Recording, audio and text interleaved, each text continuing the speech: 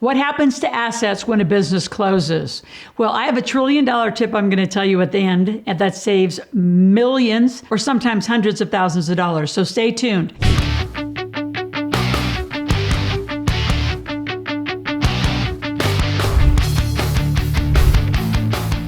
So I'm going to talk about three things. Number one, what happens when the business does close? Number two, how do you maximize the value of any assets or do any liquidation? How do you make those decisions? And number three, what mistakes to avoid with some of the assets as the business is closing. So let's just start at the top. So why is a business closing? You're either you're closing because you can't make it and you can't find anyone to buy whatever's left of it. Or unfortunately, what I see way too much, especially in the United States, is people retire, which I hate that word, and they just get done, they're tired of it, and they close the doors, versus look for a buyer or any other potential. So what happens to a business when it closes if it's just being shut down? Different than a sale. So we'll talk about both of them. So when a business closes, you look at all the tangible assets, if you're smart. And tangible assets are things like your equipment, all of your technology, you're looking at furniture, you might even own the real estate, which should have been a separate asset than the business, but a lot of people screw that up and put it all in one LLC. And you really should have the business and the real estate in two separate LLCs. So you look at the tangible assets, and most people, if they're doing it strategically, they would sell them off. Even if you have, a liquidation office, sale at the end, or sell it to other similar companies. I've seen dental practices sell all of their dental equipment to different groups. I just recently seen a landscaping company sell all of their mowers and all their trailers to another company. So at least do that part. The piece that gets left behind, I think, too much is people don't know how to sell their intellectual property or their goodwill. Now, personally, I think that's actually the higher value because your database of monetized customers is, I think, one of your highest assets. And too many, I'm going to call them old school business folks, they don't know how to sell them and they don't know how to sell their intellectual property, their trademarks, or any of their patents. So that actually is a completely different sale. And honestly, legally, it's a different team that knows how to sell tangible assets versus your intangible assets. So you're going to need two teams as you're looking at closing. Now, to back up just a little bit for all of those of you that say, well, what if I wanted to buy one of these companies? Here's what's interesting. A lot of people go through brokers or they just close them with like a local business contracts lawyer. There's very few companies who will actually, like in real estate, put out signs that say for sale signs, because what happens the minute you put out a for sale sign that you're actually going to be closing your doors, right? Of course, everybody knows to come in for discounts, but they're finding a new place to shop really fast and they're leaving you too soon in a period where you actually need them to come in and shop. Which means your marketing's got to be way higher. So that's why you don't see businesses have for sale signs. They typically go to a broker, they go to a lawyer, and they just close it down. Now, I think they should actually sell the whole thing and get prepared to sell versus just close down. It's way more lucrative. A lot of times people get scared because they don't understand the tax code. And really, we're known for that. We have helped people sell. One guy sold 3 gas stations. We saved him over $1 million in taxes. Another guy sold 9 McDonald's franchises, saved him over $1 million in taxes. I have a bunch of folks right now selling companies, whether it's a real estate company, there's a landscaping company, some doctors selling an ophthalmology labs. All of those are going to be sold as proper assets, and they're going to sell off the database independently, sell off all their intellectual property independently, and they're going to actually make more money that way.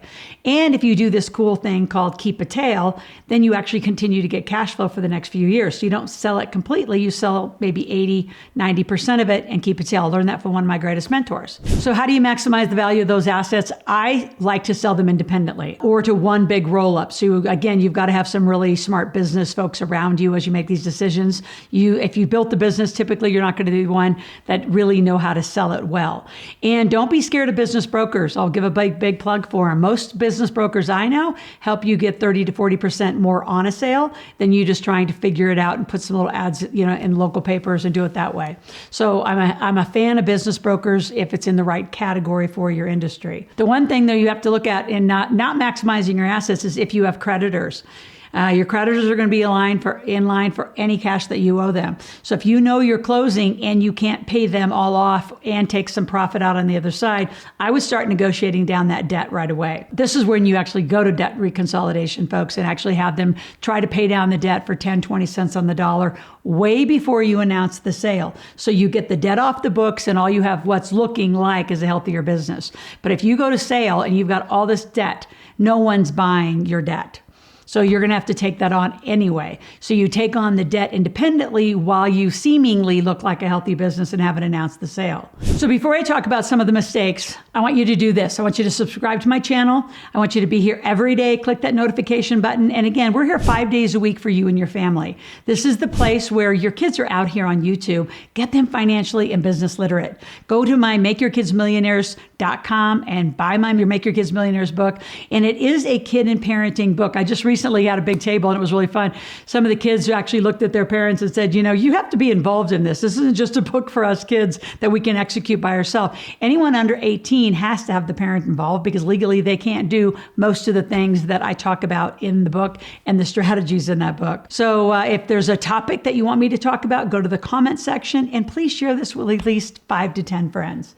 And if you want to binge watch out here, if you binge watch 25 hours, there's a link below in the description. We'll give you up to 750 Loral bucks, which is a credit towards a new tuition or some sort of a product or service that you might want from us. Now, let's finish this off with the mistakes people make. Number one is, again, you don't offset that debt and get the debt out first. And if it's really upside down, you really need to bring in some experts.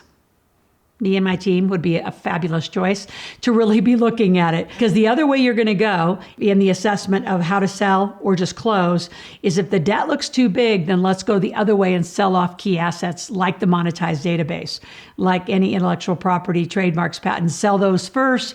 Then you have a very dilapidated business. You're not going to sell it for a lot, but you also will then avoid a lot of taxation. The other big strategy, which is my $1 trillion tip, is when you sell, do not take a one-time pay. If you can do it, be paid out over the next year or two. If the buyer is viable and you know that financially they can do it. Now, if they're going to financially pay you on the success of the business and it's sort of broke and you're expecting to pick it up and then pay you later, I would not do that.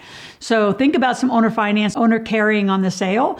It'll minimize your tax burden. And if you really, really are worried about the big tax at the end, because that'll be a big capital gains hit, think about a multiple corporate structure. That's what we do for a lot of our teams. And this is our ultimate $1 trillion tip. You put a C Corp in, and ideally in Nevada, you can use our offices. And that with the LLCs and S Corps will completely dismantle the tax at the end of the sale. You have to do that 3 years before you sell or close.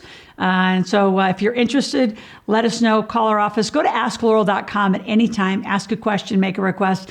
Many of you, you're mom and pop shops and you're attempting to close or sale and you are missing many, many, many, many pieces. I have been a part of over 100 companies, over 1,000 real estate transactions, know how to get this done, and our tax teams are impeccable. So stay in touch with us and I will talk to you tomorrow.